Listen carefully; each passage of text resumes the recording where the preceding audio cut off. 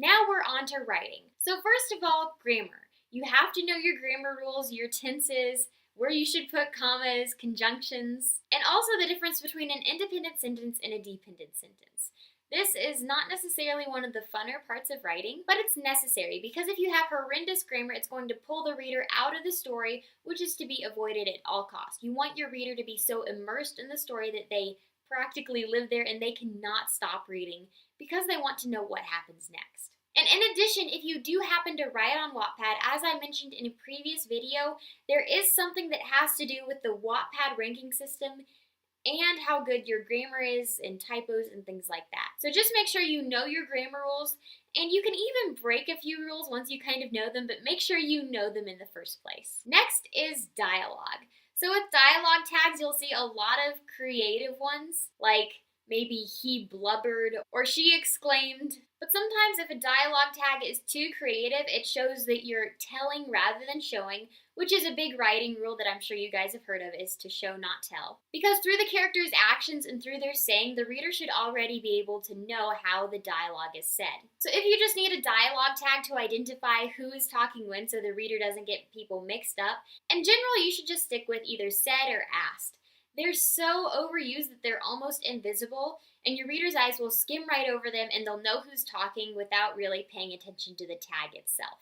With that said, as much as possible, try to use action beats instead of dialogue tags. And an action beat is essentially just a short sentence that says some sort of action. And this is another great way to show how a character is saying something rather than telling. So action beats can describe how the character interacts with the setting around them, which is a great way to subtly set the setting.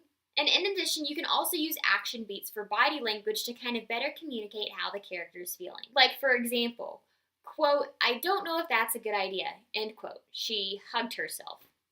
So that's a short action beat that shows you that she's kind of insecure or maybe timid without having to use a dialogue tag. And then paragraphs. I have a few tips for paragraphs. First of all, as a general rule, I don't make my paragraphs any longer than 7 lines.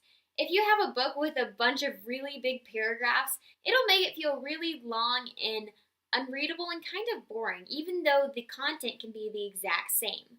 Whereas if you have shorter paragraphs with lots of white space, the reader's eyes are going to skim the book more quickly, and it'll have this kind of subtle psychological effect of like, hey, I'm reading this book really fast, I must really like it, it's fun, it's easy to read, which is something you definitely want. As far as how long your paragraphs should be, whenever something kind of changes or I'm going from a character observing something to kind of switching to internal thoughts, usually I'll use a paragraph break there to show this transition. I also like to use paragraph length to mimic breathing.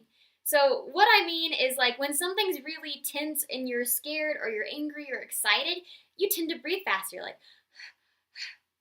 But if you're kind of relaxed, your breathing is slow, it goes in and out, and you should kind of mimic this pattern a little where paragraph breaks are concerned. So if you want to emphasize a point, just have one sentence stand alone. If something action-packed is happening, try to make your paragraphs a bit shorter. If it's a slower scene and you're describing things, then you can go a bit longer with your paragraphs. And in addition, try to vary paragraph length. Like, I try not to have 2 paragraphs next to each other that are like both 3 lines long, just because we like variety when we read and seeing different things. As far as description is concerned, try to use as much sensory description as possible and involve all 5 senses. A lot of times it's easy just to be like really visual and to neglect what the character might be hearing, feeling, smelling, or tasting. And then I want to talk to you guys about deep third person. So deep third person is a certain type of POV that's recently become very popular. And I like to use it personally because it's halfway between a strict third person POV and first person POV. So essentially what deep third person is it's still third person, you use he and she, but you also use a few techniques to really immerse the reader better into the story like you would if you were writing in first person. So one of the things I do to help me write in third person is I try to avoid sensing verbs. So sensing verbs would be like saw, heard, taste, smelled. Like instead of saying she saw a bird fly by, just say a bird flew by. And that's as simple as it is. And it makes the reader feel more like they're the one seeing it rather than they're watching a character who's seeing it. And not everyone does this, but this is something I like to do, is I like to take thoughts that are normally put into italics, and I like to integrate them into the narrative part of the story.